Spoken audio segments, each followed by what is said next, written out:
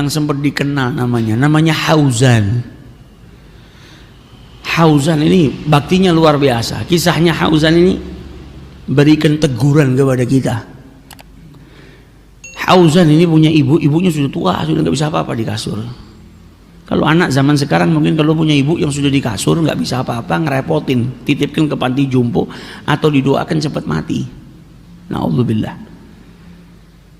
Dulu ada satu orang datang sama Sayyidina Umar bin Khattab bawa orang tuanya digendong, tanya apakah saya sudah bakti? Belum.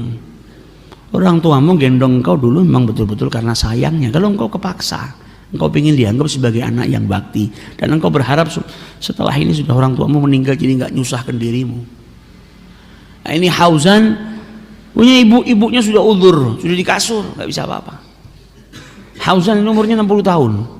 Bapaknya sudah meninggal, dia punya adiknya masih muda, umurnya 30 tahunan. Maka adiknya yang tinggal di kota yang jauh datang ke rumahnya Hauzan, minta sama Hauzan agar ibunya diberikan kepada dirinya.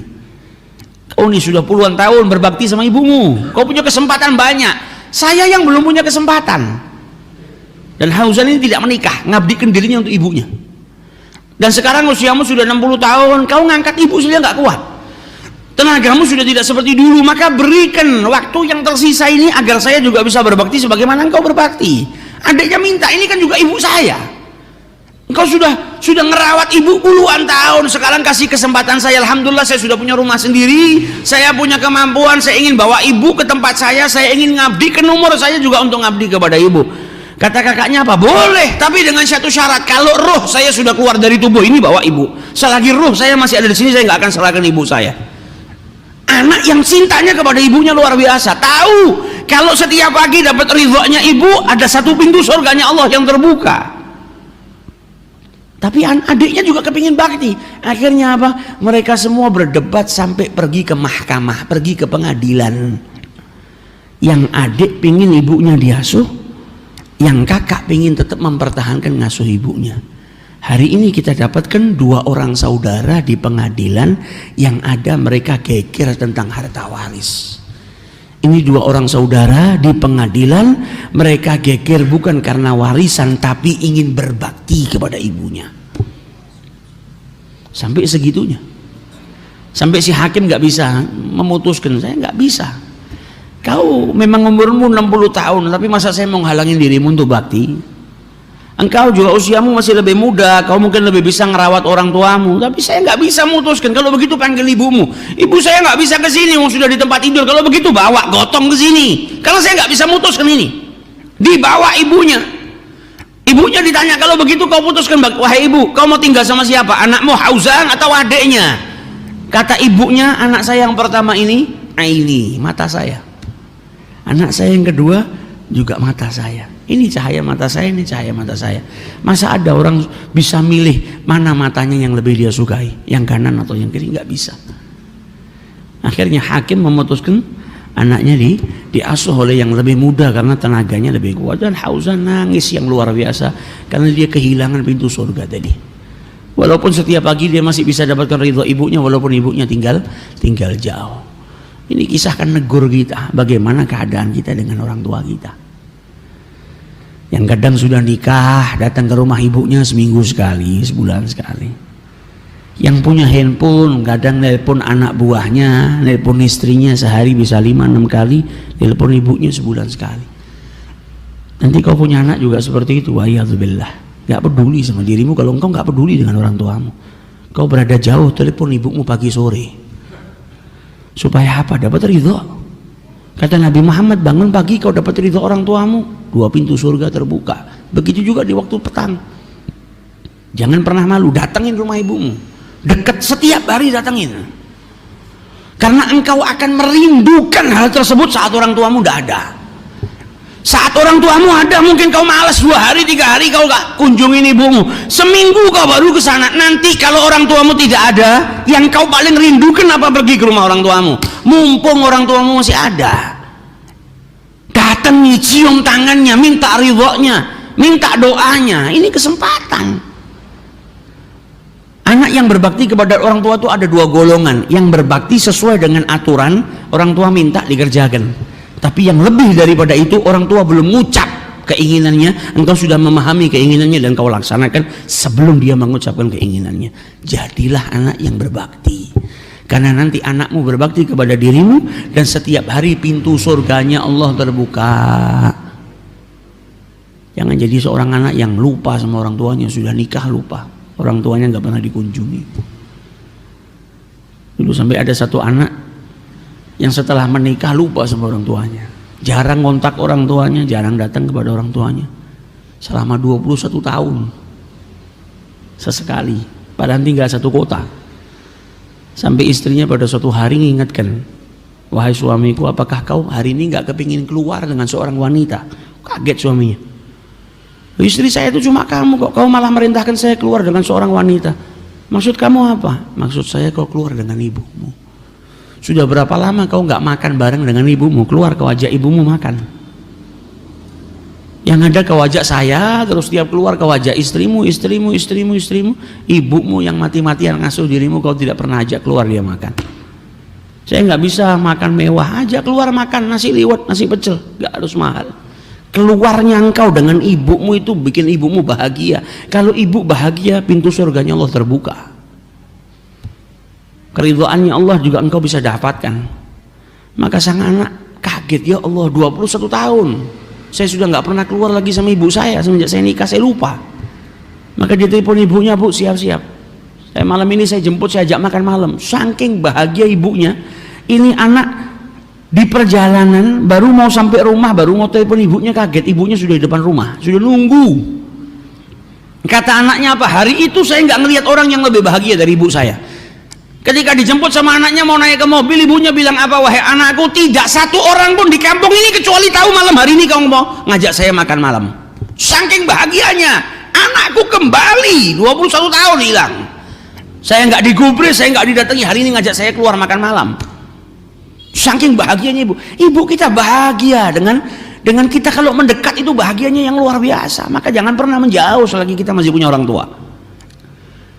Didatengin itu ibunya, diajak makan, sampai di rumah makan ibunya sama anaknya disodori menu makanan, pilih bu. Anaknya lupa karena 21 tahun nggak ngajak makan ibunya. Lupa kalau ibunya sekarang penglihatannya nggak seperti dulu, melihat nggak kelihatan menu makanannya. Diambil sama anaknya, dibaca satu persatu menu makanannya, makanan ini, didengarkan satu-satu sama ibunya, sambil ibunya bahagia dan meneteskan air mata. Teringat ketika dia ngejak anaknya masih kecil belum bisa baca, juga ibunya membacakan menu itu satu persatu, dibacakan dengan sabar. Sampai anaknya bahagia, alhamdulillah saya bisa ngajak makan ibu saya. Kata anaknya, bu, kapan lagi kita makan malam lagi? Kata ibunya, nanti saya yang bikin jadwal. Hari ini kau traktir saya, nanti saya yang traktir dirimu. Kau sama anak-anakmu dan kau juga sama istrimu. Selang beberapa waktu ibunya sakit, masuk rumah sakit, meninggal dunia. Selesai meninggal dunia dari pemakamannya dan selesai semua, si anak ini dapat telepon dari rumah makan, dapat undangan jamuan makan gratis dia sama keluarganya. Pergi anaknya pergi ke rumah makan itu, ternyata apa? Yang pesan booking tempat di rumah makan itu ibunya. Ibunya sudah booking, sudah dibayar buat dia sama anak-anaknya. Janjinya ibunya ditepatin. Ibumu nggak pernah lupa dengan dirimu. Wa in dhalama, wa in dhalama, wa in dhalama. Jangan sampai kita kehilangan momen itu. Kau sekarang nganggep gampang lah ngajak makan ibu saya, makan ayah saya. Nanti kalau ibumu, ayahmu nggak ada, kau akan merindukan hal ini. Mumpung masih ada, bahagiakan mereka berdua. Engkau berbakti kepada orang tuamu, maka anak-anakmu juga kelak akan berbakti kepada dirimu. Dan hendaknya seorang anak itu kalau mau bersedekah, maka sedekahlah dengan mengeluarkan sedekah itu untuk orang tuamu. Kita punya harta, mau sedekah, niatkan sedekah ini untuk orang tua kita. Ya Allah, saya sedekah ini pahalanya untuk ayah saya, pahalanya untuk ibu saya, maka pahalanya akan sampai kepada kedua orang tuanya. Wa yakunu lahu mithla ujurihima, dan baginya juga mendapatkan pahala yang sama sebagaimana pahala yang didapatkan oleh kedua orang tuanya, min ghairi ayyan qusa min ujurihima syai', tanpa mengurangi pahala kedua orang tuanya. Kita punya harta, mau sedekah, keluar dari masjid, ngeliat ada fakir miskin mau sedekah, ya Rabb saya sedekah ini saya niatkan pahalanya untuk orang tua saya. maka orang tuanya dapat pahalanya dan dia pun dapat pahala yang sama seperti pahalanya orang tuanya. Jadi bagusnya gimana? Bagusnya kalau sedekah sebagaimana diajarkan sama Nabi Muhammad. Kalau kita sendiri sedekah sendiri atas nama kita sendiri, misalnya sedekah kita dapat pahalanya 100, ya sudah cuma kita. Tapi kalau kita sedekah kita pahalanya untuk orang tua kita dapat 100, dan itu bagian daripada bakti kita kepada orang tua kita, dan kita pun tetap dapat 100-nya nggak hilang. Nah, ini yang diajarkan oleh Rasulullah Shallallahu Alaihi Wasallam. Orang tuaku sudah wafat, saya mau berbakti, apakah masih bisa ya Rasulullah? Maka kata Rasul Shallallahu Alaihi Wasallam, naam. Apa itu ya Rasulullah? Orang tua saya sudah wafat, tapi saya belum sempat berbakti, atau sudah berbakti tapi kurang. Sekarang mereka semua sudah meninggal dunia, masihkah bisa saya berbakti dan tergolong sebagai anak yang bakti kepada orang tua? Kata Rasulullah, bisa. Caranya bagaimana ya Rasulullah? As-salatu alaihima, doakan kedua orang tuamu. Jadi seorang anak yang mendoakan kedua orang tuanya, pada hakikatnya dia sedang berbakti kepada kedua orang tuanya. Kemudian bagaimana ya Rasulullah? Al-istighfar lahuma, mohonkan ampun kepada Allah untuk mereka berdua. Wa infadu ahdihima, kalau orang tuamu punya janji, punya utang, kau lunasi. Orang tua saya pernah punya janji sama fulan, belum ditunaikan, kau tunaikan. Itu bagian daripada baktimu kepada kedua orang tuamu. Orang tuamu punya hutang, kau ganti, kau bayar hutangnya. Itu bagian daripada baktimu kepada orang tuamu yang telah tiada. Wa ikramu sadiqahuma, menghormatin sahabat kedua orang tua kita. Orang tua kita punya sahabat karib, orang tua kita sudah meninggal dunia, kita hormatin sahabat-sahabatnya orang tua kita. Kita sambung tali silaturahmi dengan kerabat-kerabat orang tua kita. Kita sambung tali silaturahmi dengan sahabat-sahabat orang tua kita. Itu bagian daripada birrul walidain. Oh, bapak saya dulu sering ke rumahnya fulan, itu teman karibnya bapak saya. Bapak saya itu senang banget sama temannya itu. Orang tua kita sudah meninggal, kita tetap silaturahmi ke sana. Itu bagian daripada bakti kita kepada kedua orang tua kita. Jadi dikatakan oleh Rasulullah yang paling baik atau yang paling afdal cara kita berbakti juga kepada kedua orang tua kita, diantaranya nyambung hubungan dengan orang-orang yang dikasihin oleh ayah kita. Jadi ayah kita tuh senang sama fulan waktu masih hidupnya. Jadi punya sahabat yang dia sayangnya luar biasa, atau punya keluarga yang diayomi, yang disayang, kita lanjutkan itu. Itu bagian daripada bakti. Jadi diriwayatkan oleh Abdullah bin Dinar. Abdullah bin Dinar ini pembantunya Abdullah bin Umar. Abdullah bin Umar bin Khattab. Abdullah bin Dinar ini menceritakan, dulu saya pernah keluar sama Abdullah bin Umar. Saya nemenin beliau ketika kami jalan di Mekah. Ada orang Arab, Badui. Orang Badui lewat. Kemudian Abdullah bin Umar saat itu sedang menunggang keledainya. Dia turun dari keledainya. Arabi ini, orang Badui tadi, diperintahkan, diminta sama dia naik ke atas keledainya, dihormatin, dinaikkan ke tunggangannya. Kemudian Abdullah bin Umar ini melepas imamahnya, serbannya yang di kepala itu dilepas, diberikan kepada Arabi tadi. Jadi dihormatin yang luar biasa. Maka dikatakan oleh Abdullah bin Dinar, wahai Abdullah bin Umar, ini orang Badui, orang desa. Orang desa itu kau hormatin sedikit saja sudah gembira. Kau sapa saja assalamualaikum sudah cukup, mereka bahagia.